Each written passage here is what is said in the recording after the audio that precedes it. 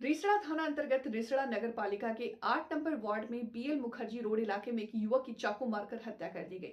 युवक का नाम अभिषेक पासवान बताया जा रहा है। 22 वर्षीय अभिषेक पासवान को गंभीर हालत में पहले श्रीरामपुर के वॉल्स अस्पताल में ले जाया गया, जहां डॉक्टर ने उसे मृत घोषित कर दिया।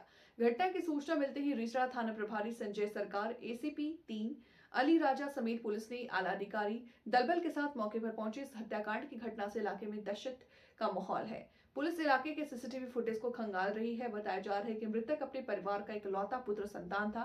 उसकी 5 बहनें हैं। पिता की पहले ही मौत हो चुकी है और वो रिसड़ा के विधान चंद कॉलेज का छात्र बताया जा रहा है। परिवार में इस इकलौते कमाने वाले सदस्य भी वो प्राइवेट ट्यूशन में पढ़ाता था।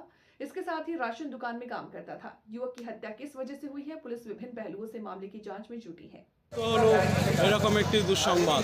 আপনার ওয়ার্ডে কি বলবেন, কি হয়েছে? বুঝতে পারছি না ব্যাপারটা কী হয়েছে। তদন্ত সাপেক্ষ ব্যাপার আছে, মানে খারাপ যেটা বলা যায়, নিন্দনীয় যেটা বলা যায়, এটা হওয়া উচিত নয়। কিন্তু একটা ছেলে, একটা মায়ের কোল খালি হয়ে গেল, এটা খুব খারাপ লাগছে। বিশ্বের পরিবারের সামনে কিছু কোনো রকমভাবে কি বুঝতে পারছেন যে বা পরিবার সম্পর্কে বা ওর তো কোনো একটা শত্রু আমার তো মনে হচ্ছে না ছিল। আগে ছেলেটা তো পড়ালেখা করা ছেলে, ওটা তো একটা রাশন দোকানে কাজ করতো, দিন খায় মজদুর ছিল। ওকে এরমভাবে স্ট্রাইক করা, ছুরি দিয়ে বেড়ে যাওয়াটা, এটা খুব নিন্দনীয় ব্যাপার। কি কোনো বন্ধু বান্ধবের মধ্যে এরকম আশঙ্কা আছে? তদন্ত সাপেক্ষ ব্যাপার আছে, কিন্তু আমি তো পুরো জানি না, যেটা আমি শুনলাম সেটাই আপনাকে বলছি।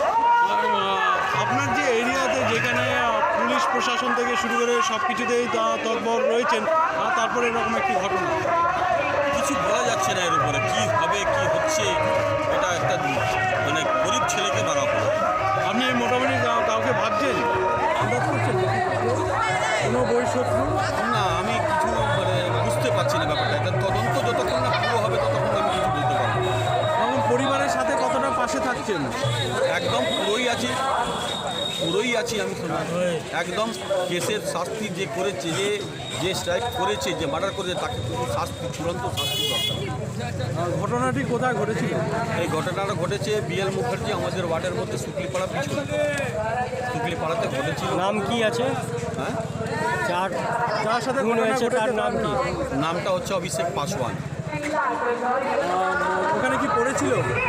হ্যাঁ, ওটা স্ট্রাইক করেছে অন্য জায়গাটা, ওখান থেকে পালিয়ে একটা ঘরের সামনে পড়লো। তার বাড়ির লোকেরা বেরিয়ে ওকে হঠাৎ টোটোতে তুলে নিয়ে ওয়ালসে নিয়ে গেছে। ওয়ালসে বলে ওকে মৃত বলে ঘোষণা। কী করে নিয়ে গেছে? ওই ধরুন 6:05, 6টা থেকে 6টার মধ্যে ঘটনাটা ঘটেছে। কী করে খুন করা হয়েছে? কি গুলি? না, ওকে ছুরি দিয়ে আঘাত করা হয়েছে পিঠে। কোন জায়গায়? পিঠে না সামনে? পিঠে।